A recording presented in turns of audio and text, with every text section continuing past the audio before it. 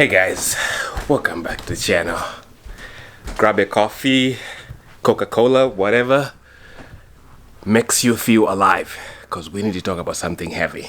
So we always talk about blowouts, lack of sleep, endless laundry.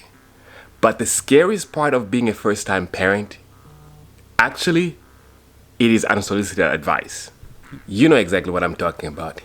Imagine a situation. You're walking in a grocery store and your baby is crying.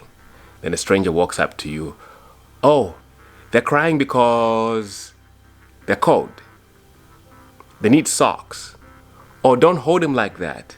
You're going to spoil them. So what that does to you is it feels like an attack, right? It feels like someone has a report card on you and it makes you feel like you're failing. But in actual sense, you're not. So today we're going to talk about why this is exhausting and how can we shut it down so that you can enjoy your parenting journey. I gotta go get Miss Tally. So imagine a situation, you just brought your baby home from the hospital and it's like you become a public giant billboard of opinions. Your mail carrier, your aunties, your friends, your grandparents, but they forget the hard part. But before we talk about the hard part, it's like once your baby is home, it brings nostalgia to a lot of parents that had kids back in 1980, 1985. And the hard part is that they forget that times have changed, right?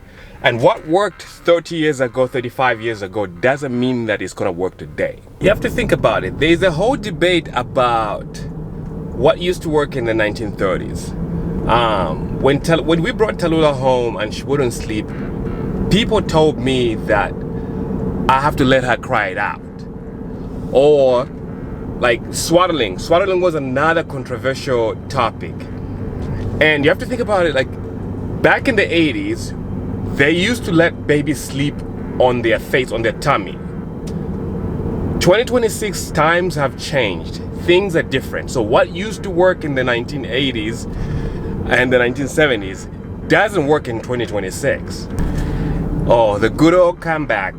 Oh, I've raised 4 kids and they're all great kids. They've all gone to university. But that has nothing to do with my child in 2026. You want rice? Yeah. Okay, I got some rice for you at home. Okay. Yeah? Should I tell mommy that you got a boyfriend? Mommy. Yeah, mommy doesn't have to know? Yeah. Okay.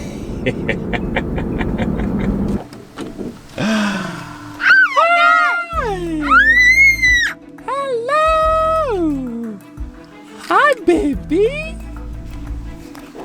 How are you? Rice.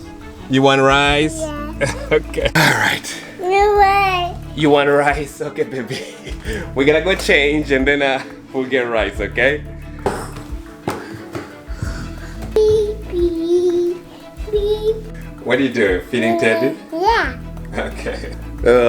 So it's not like people are annoying. It's just a lot of mental filtering to process. You know? One book says, let them cry it out. The another one says, don't let them cry it out. TikTok says one thing, your mom says another thing. Google tells you like you're damaging your child. All that. And causing, decision paralysis. And you know your child's temperament. So if you start listening to all that information from outside noise, you cause yourself a lot of anxiety, and your baby, guess what? Your baby senses that and they start getting the anxiety from you. And babies are like sponges. They're sucking all the anxiety from their parents. So what I would advise you to do, if you turn off that noise from outside, you start listening more to your own instincts and your guts. It works better. So how do we fix all this? Because you can't just freeze up and not do anything about it. I'll give you 3 solutions. My first and favorite one is the Dr. Pivot. So what this does is when someone offers you a solution on how to raise or how to interact with your child, you say thank you, but her pediatrician or his pediatrician has us on a very strict plan. Boom, conversation closed. And the second one is for family members who won't stop pushing. I call this the validation boundary.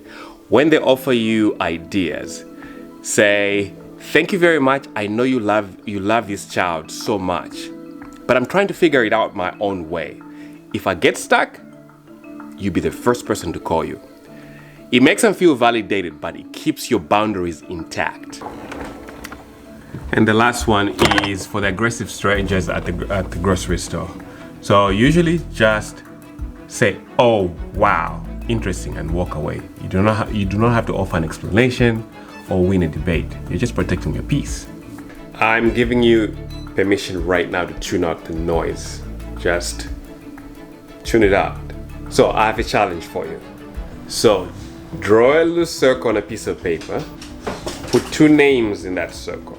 It could be your wife, your husband, and your doctor, or your wife, your husband, and your pediatrician. So in that circle, if you get the advice from those two people in that circle, listen to it. Everybody else around the world, just tune it out. Ignore it. Let it in one ear, let it go the other ear. Okay? You're a fantastic parent. You're doing good, and the fact that you've spent time watching this video means that you care so much about your child. But tune off the noise. You and your child are figuring themselves out, and you're doing great. All right, I want to hear from you in the comments. So in the comments down below, leave the wildest, the craziest, unsolicited advice that you ever received. Let's have a laugh. So you're doing great, and don't forget to hit that subscribe button. We'll see you in the next video.